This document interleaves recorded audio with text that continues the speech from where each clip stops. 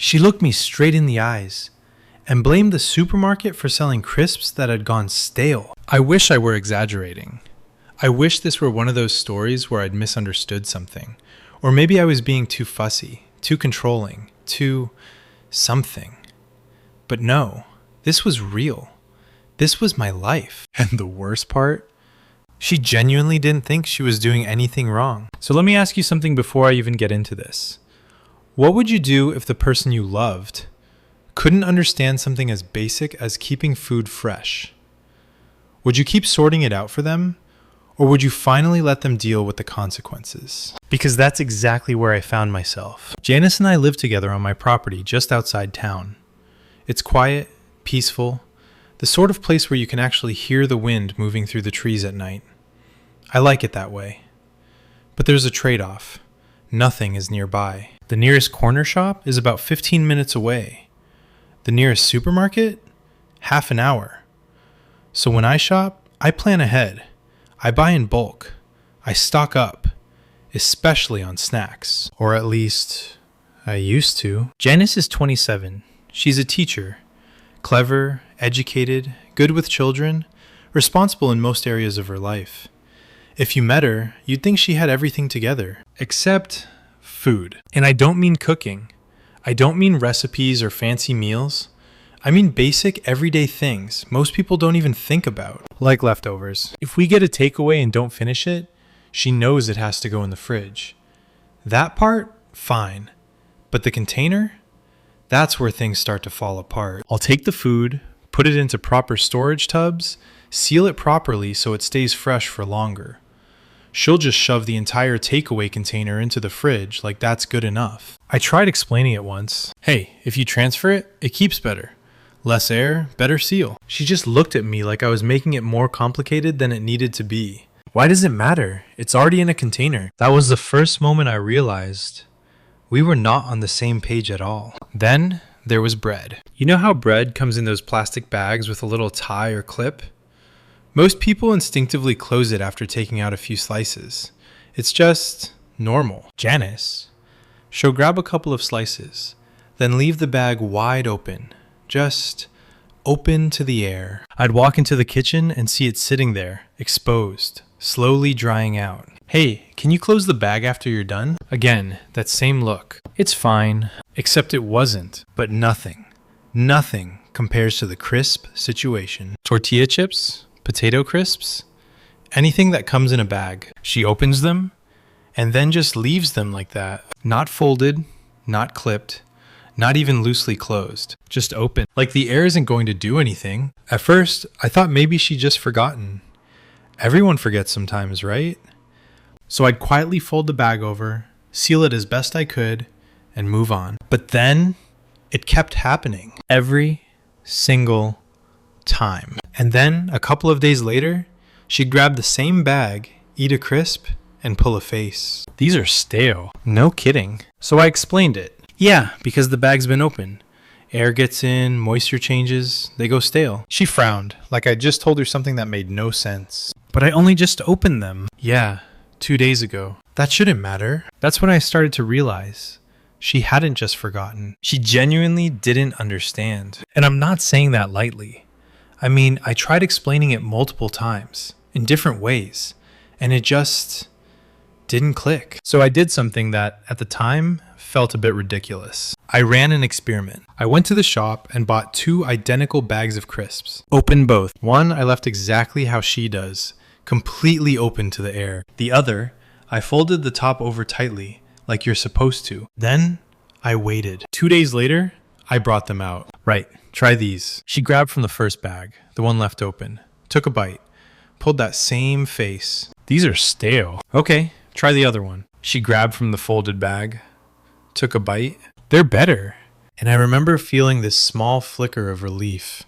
Like finally, it had clicked. See, that's why you have to close the bag. She paused, looked at both bags, and then said something that honestly made my brain short circuit. Why would the shop sell crisps that are already going stale? I just stared at her, because in that moment I realized she still didn't get it. Not even after physically experiencing the difference. It wasn't connecting at all. That was the turning point for me. Because up until then, I'd been compensating, fixing things after the fact, making sure stuff didn't go to waste. But I started asking myself, why am I the only one doing this? Why am I responsible for making sure snacks stay edible? So I changed something. I stopped stocking up on crisps. Before, if they were on offer, I'd grab multiple bags.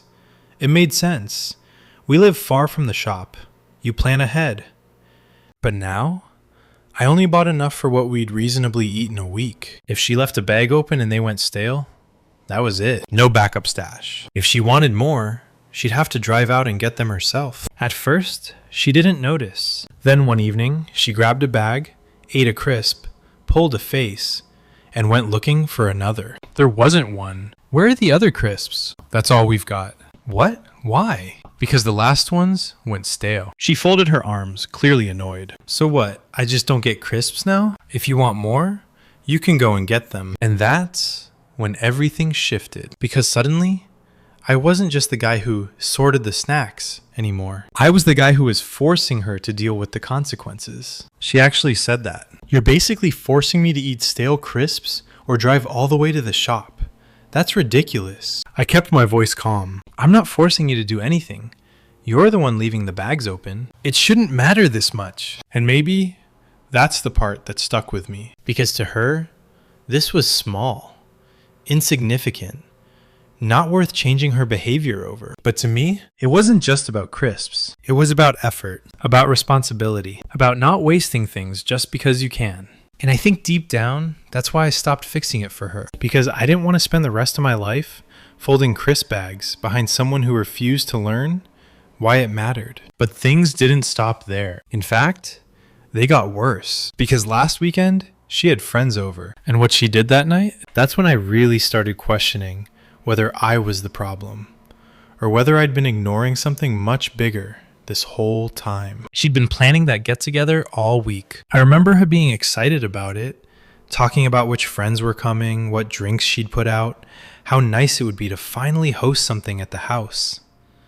And honestly, I was on board.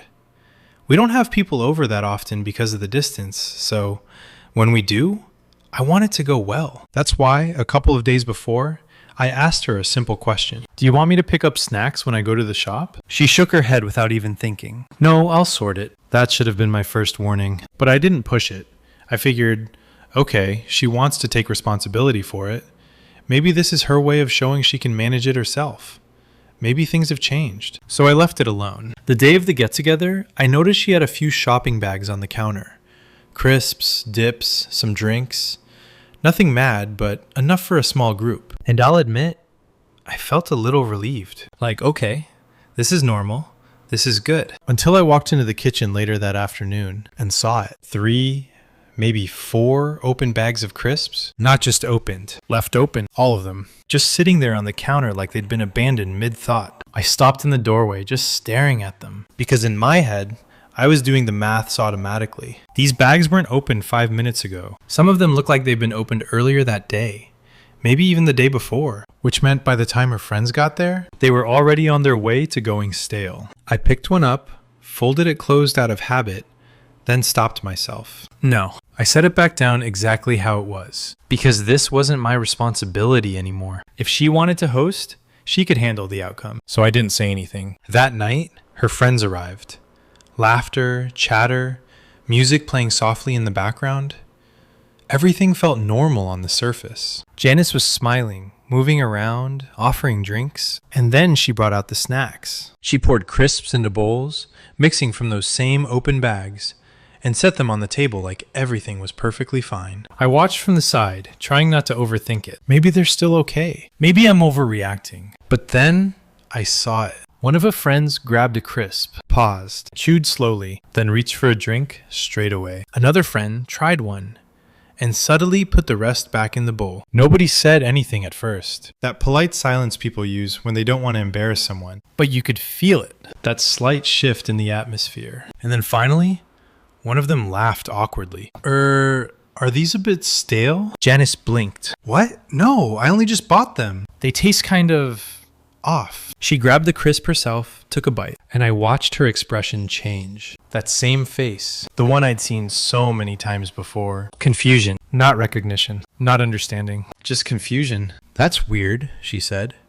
"I literally only just opened these." And I swear, in that moment, I felt something snap inside me. Not anger, not even frustration, really. Just this quiet, heavy realization. This wasn't going to change. No matter how many times we talked about it, no matter how many experiments I ran, no matter how many stale crisps she personally experienced, it wasn't clicking. Her friends didn't push it. They were polite.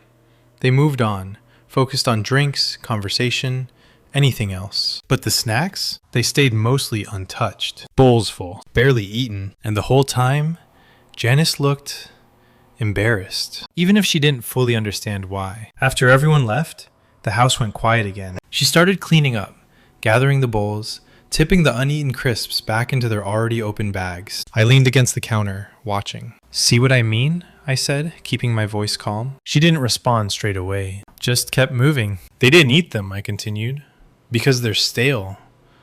She slammed one of the cupboards a little harder than necessary. "You didn't have to make a point of it." "I'm not making a point.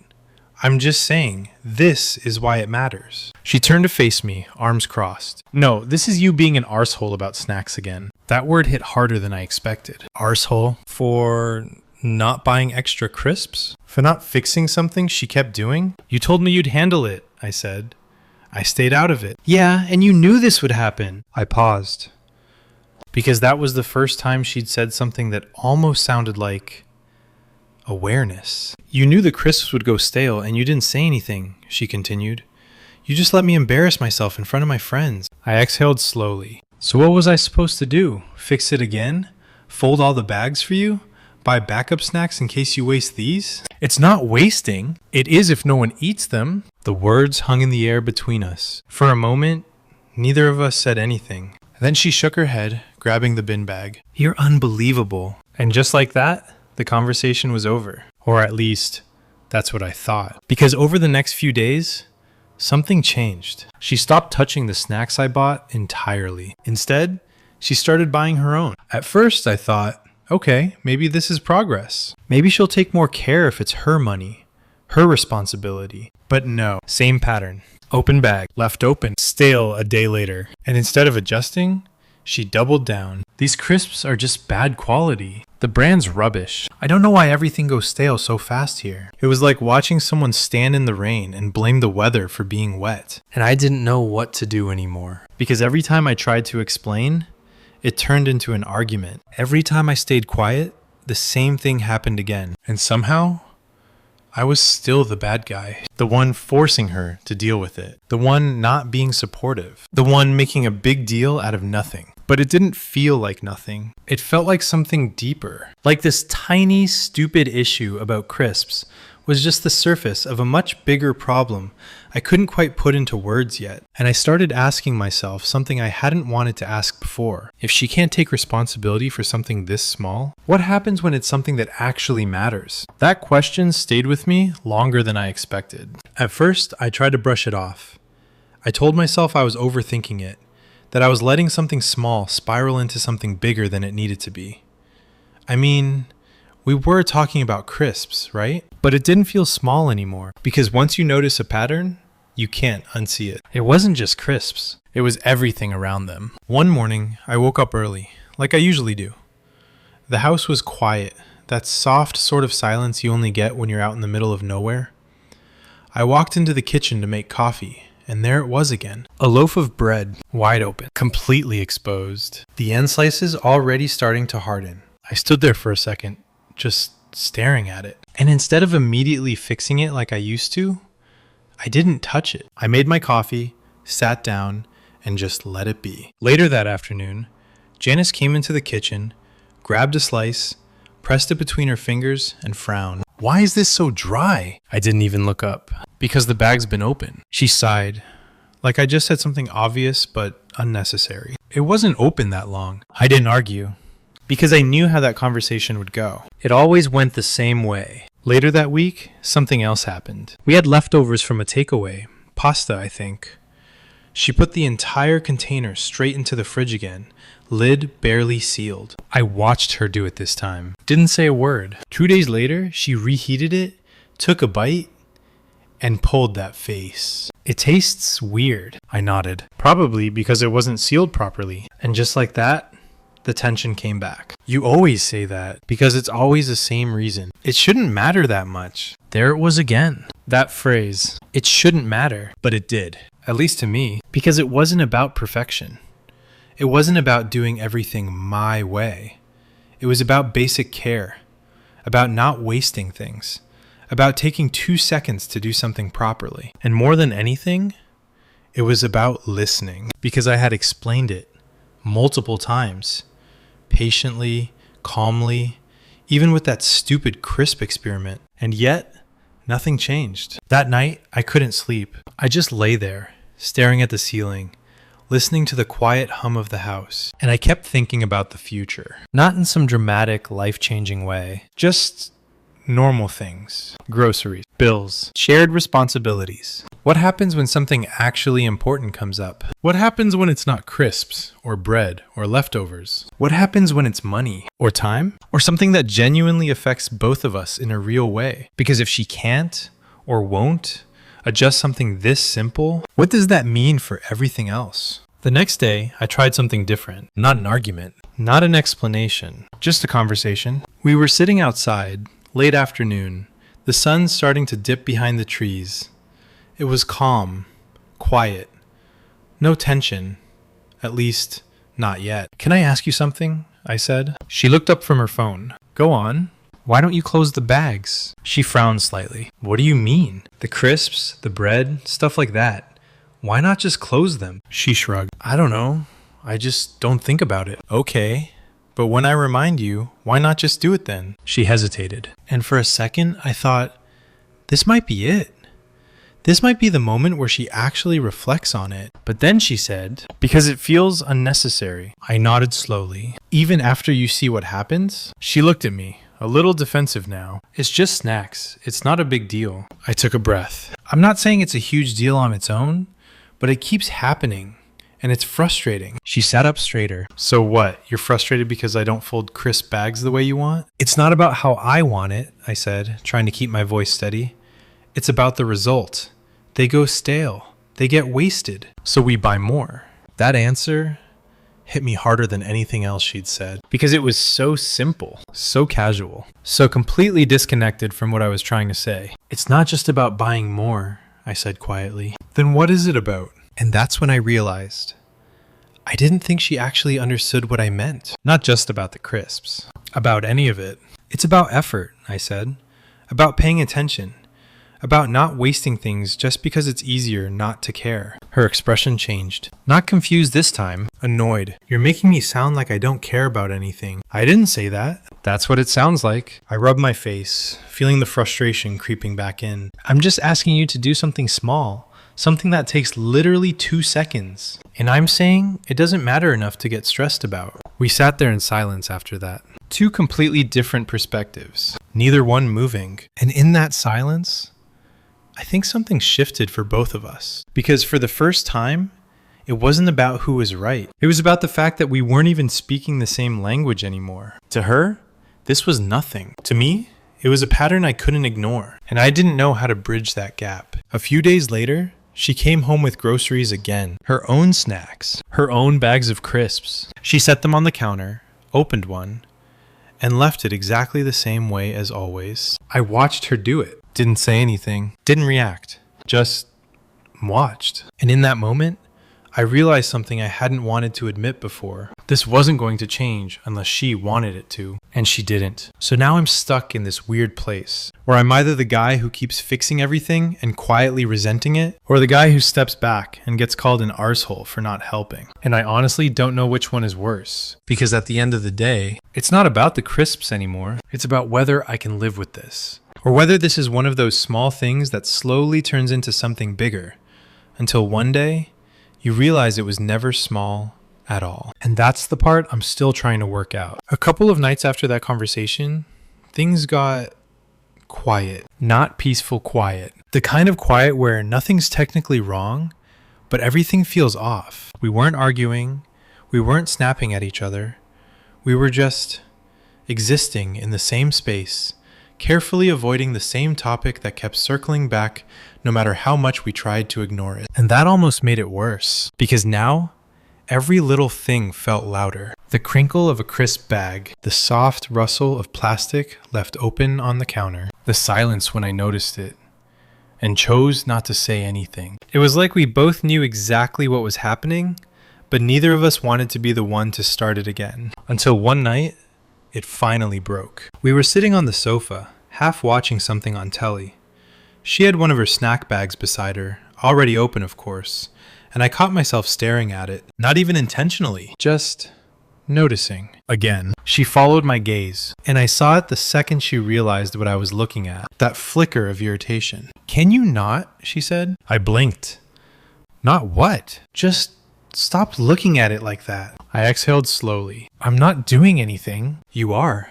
You're judging me." That word again. Judging. Like I was the one creating the tension. "I didn't say anything," I replied. "You don't have to. I know what you're thinking." And maybe she was right, because I was thinking it. I was thinking about how, in a couple of days, that bag would be stale. I was thinking about how we'd have this exact same conversation again. I was thinking about how tired I was of feeling like the only one who cared about something so simple. "I just don't understand why this is such a big deal to you," she continued. And there it was, the opening. The same question, just phrased differently. This time, I didn't hold back. "It's not just about the crisps," I said. She rolled her eyes slightly. "Then what is it about?" "It's about the fact that I've explained something to you multiple times, shown you, even proved it, and you still ignore it." "I'm not ignoring it." "You are," I said, a little sharper than I meant to. "Because nothing changes." She sat up straighter, her tone matching mine now. "Maybe because I don't think it's as important as you do. That doesn't mean it doesn't matter. It means I'm not going to get stressed over something this small." "And I'm not asking you to get stressed," I said. "I'm asking you to take 2 seconds to close a bag so we don't waste food." "It's just snacks." "It's not just snacks," I snapped. The room went still. Even the telly in the background felt distant, because that was the first time my frustration had actually come out like that. And I could see it in her face. She wasn't expecting it either. "Then what is it?" she asked, quieter now. And for a second, I didn't answer, because I needed to make sure I said it right. "It's about respect," I said finally. She frowned. "Respect?" "Yes. Respect for the fact that I'm the one driving half an hour to get groceries. Respect for the fact that I'm trying to make things last. Respect for the fact that I've asked you, nicely, more than once, to do something simple." She stared at me, processing. And then her expression hardened. "So now I'm disrespecting you because I don't fold crisp bags?" "That's not what I said." "That's exactly what you're implying." I shook my head, feeling that familiar frustration building again. "I'm saying it feels like you don't care about something that matters to me." She folded her arms. "And it feels like you're trying to control how I do everything." Control. That word hit differently, because that's not how I saw it at all. "I'm not trying to control you," I said, quieter now. "I'm trying to solve a problem." "There is no problem." "There is, though. The food goes off, it gets wasted. Then don't eat it." That stopped me, because for a second, I didn't even know how to respond to that. "Or just buy your own snacks," she added. "I already do." "So we're just living separately in the same house now?" I asked. "If that's what it takes for you to stop nagging me about crisps, then yeah." And there it was. The line. Not shouted, not dramatic, but clear. We sat there, staring at each other, both breathing a little heavier than before. And in that moment, it didn't feel like a small disagreement anymore. It felt like something that had been building for a while, something neither of us had really addressed. "You really think I'm the problem here?" I asked. She didn't hesitate. "Yes." That word landed harder than anything else she'd said. Not because of the crisps, but because of what it meant. Because in her mind, this wasn't about misunderstanding. It wasn't about different habits. It was about me being unreasonable. And suddenly, everything made sense. Why she never changed. Why she dismissed it every time. Why she turned it back on me. Because she didn't see any reason to adjust. At all. I leaned back into the sofa, letting out a slow breath. "Okay," I said. Just one word. But it carried more weight than anything else I could have said in that moment. Because I wasn't agreeing. I was accepting something. Accepting that this is how she sees things. Accepting that this is how it's going to be, unless something bigger changes. She looked at me like she was waiting for me to argue more, but I didn't. I just sat there, quiet, and I think that confused her more than anything else. Because for the first time, I wasn't trying to fix it. A few minutes later, she got up, grabbed the remote, and turned off the telly. "I'm going to bed," she said. "Okay." No apology, no resolution, just distance. And as I sat there alone in the dim light of the living room, I couldn't help but think about how something so small had turned into this. Or maybe it was never small to begin with. And now I'm left wondering, is this something you work through? Or is this the kind of thing that slowly erodes everything over time? Because right now, I genuinely don't know. The next morning felt different. Not in an obvious way. Nothing dramatic had changed. The house was still quiet. The same sunlight came through the windows. The same routine. Coffee, kitchen, silence. But something underneath it all had shifted. It was like we were both being careful now. Careful with our words. Careful with our space. Careful not to touch the same nerve again. And honestly, that made everything feel heavier. She came into the kitchen while I was finishing my coffee. Didn't look at me at first. Just went straight to the counter, grabbed one of her snack bags, the same one from the night before, and took a few crisps. Still open, still untouched since last night. She ate one, paused slightly, then kept eating anyway, like she didn't even want to acknowledge it. I watched for a second, then looked away. Because at this point, what was there left to say? Nothing I hadn't already said before. "Are you going into town today?" she asked casually. It took me a second to respond. "Yeah, need to pick up a few things." She nodded. "Can you get some stuff for me as well?" I hesitated. "Not long, just enough." "What sort of stuff?" "Just snacks, drinks, you know." I let out a small breath. And that was it. That was the moment everything became clear. Because after everything we talked about, everything that had happened, this was still her expectation. That I would go out, spend my time, my petrol, my effort to restock the exact same things that kept getting wasted. Like nothing had changed. Like the conversation meant nothing. "Probably not," I said. She looked at me then. "What do you mean?" "I mean, if you want snacks, you can get them yourself." Her expression shifted immediately. "Seriously?" "Yeah." "You're still doing this?" "I'm not doing anything," I said, keeping my voice even. "I'm just not going to keep buying stuff that gets wasted." "It's not wasted." "It is, Janice." "No, it's not. I eat them after they go stale." "So what? They're still edible." I shook my head slightly. "That's not the point." "Then what is the point?" she shot back. And there it was again. That same wall. That same disconnect. I looked at her for a second, trying to find the right words. But nothing felt new anymore. Nothing felt like it would actually get through. So I just said the truth. "The point is, I'm tired." That caught her off guard. "Tired of what?" "Tired of having the same conversation over and over again. Tired of feeling like I'm the only one who cares about something this simple. Tired of being called an arsehole for not fixing it for you." She opened her mouth to respond, then stopped. Because for the first time, I don't think she had a quick answer. "I'm not asking you to fix it for me," she said finally. "You are, though," I replied. "Every time you expect me to buy more." "I'm just asking you to pick up groceries like you always do." "And I do. For things we actually use properly." Her eyes narrowed slightly. "So now I don't use things properly?" I didn't answer straight away, because I knew whatever I said next would land hard. "You don't look after them," I said quietly. That was it. That was the line that changed everything. Because this time, she didn't argue straight away. She just stood there, staring at me, and I could see it. Not confusion, not irritation, something else. Something closer to hurt. "You really think that about me?" she asked, softer now. And suddenly, this didn't feel like an argument about crisps anymore. It felt like something deeper. "I think you don't think it matters," I said. "And that's the problem." She looked away, shaking her head slightly. "I can't believe this is what we're fighting about." "It's not what we're fighting about," I said. "It's what it represents." She laughed, but there was no humor in it. "Oh my God, it's crisps. It doesn't represent anything." "It does to me." That hung in the air, heavy, because that was the first time I'd said it that clearly. That this wasn't just about the action. It was about what it meant. To me, to how I see things, to how I want to live. She grabbed her keys off the counter. Fine, she said.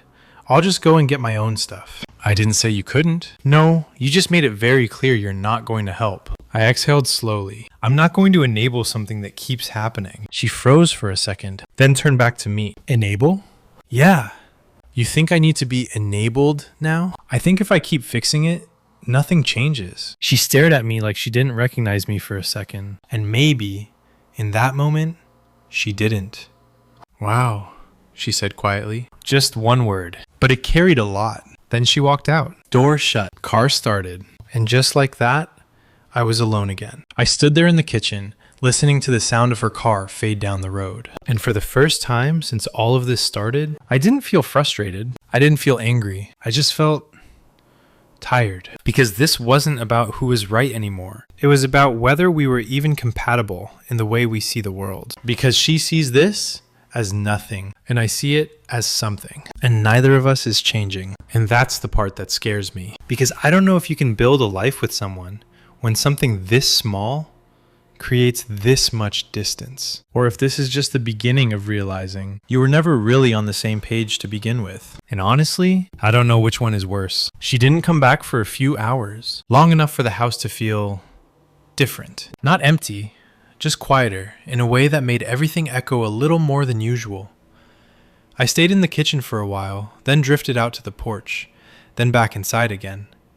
I tried to distract myself. Phone, telly, anything. But my mind kept circling back to the same thing. Not the argument. Not even the crisps. Just that look on her face before she left. Because for the first time, I wasn't sure if I'd crossed a line. Or if I'd just finally stopped avoiding one. By the time I heard her car pull back into the drive, I was sitting at the kitchen table, staring at nothing in particular. The door opened. She walked in, arms full of shopping bags, her own shopping. She didn't look at me as she set them down on the counter. Just started unpacking. Snacks, drinks, a few other things. I noticed straight away she'd bought more crisps. Multiple bags. Fresh ones. For a brief second, something in me wanted to say something. To warn her. To remind her. But I didn't. I stayed quiet. She opened one of the bags almost immediately. Took a few crisps. Then, without even thinking, set it down. Open. Exactly the same as always. And that's when it hit me. Not frustration. Not anger. Clarity. This wasn't forgetfulness. It wasn't confusion. It was a choice. She didn't believe it mattered. So she wasn't going to change. No matter how many times she saw the result. No matter how many conversations we had. No matter how much it bothered me. And standing there, watching that bag sit open on the counter, I realized something else too. I couldn't make her care. No amount of explaining, proving, or arguing was going to change that. And for the first time, instead of feeling stuck, I felt calm. Not because things were okay, but because I finally understood what I was dealing with. That evening, we barely spoke. Not in an aggressive way, just neutral, polite, distant, like two people who weren't quite sure how to step back into normal yet. Later that night, I found myself back on the sofa again.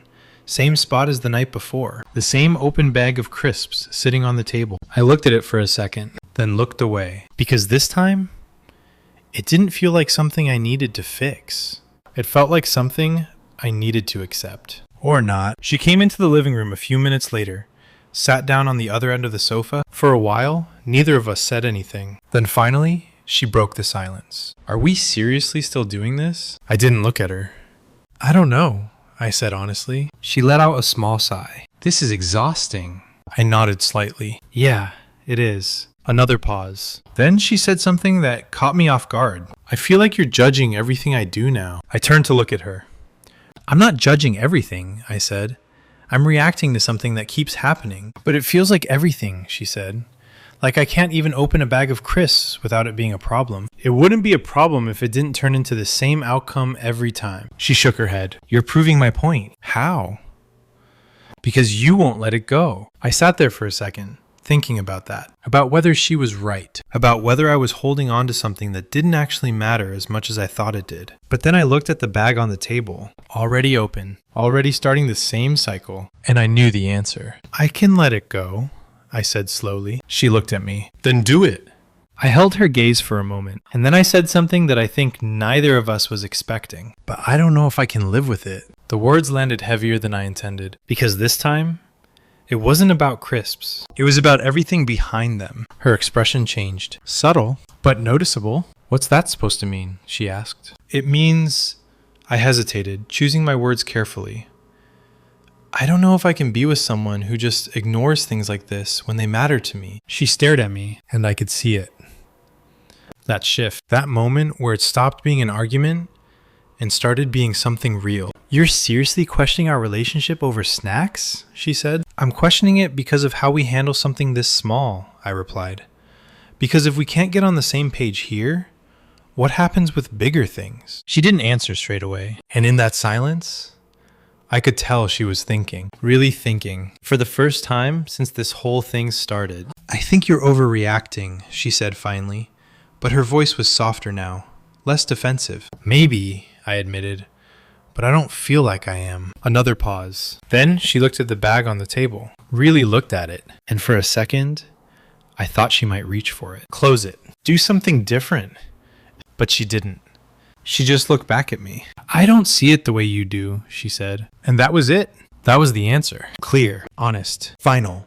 And weirdly, I appreciated that more than anything else she'd said. Because at least now, there was no confusion, no misunderstanding, just two different perspectives, neither one changing. I leaned back into the sofa, exhaling slowly. Yeah, I said, I know. We sat there for a while after that. No yelling, no arguing, just quiet. And for the first time since this started, it didn't feel like we were trying to win. It felt like we were both realizing the same thing at the same time. That sometimes, it's not about who's right. It's about whether you can live with the difference. And I think, deep down, we both knew the answer. So now I'm sitting here, telling you this whole story. Not because I need to prove a point, but because I genuinely want to know. What would you do? Would you let it go? Would you keep trying? Or would you see this as a sign of something bigger and walk away before it gets worse? And if you've ever been in a situation like this, I'd really want to hear your thoughts. Because sometimes it's the smallest things that reveal the biggest truths. And if you want more stories like this, real, messy, complicated situations where there isn't always a clear answer, make sure you stick around. Because I've got a lot more to share.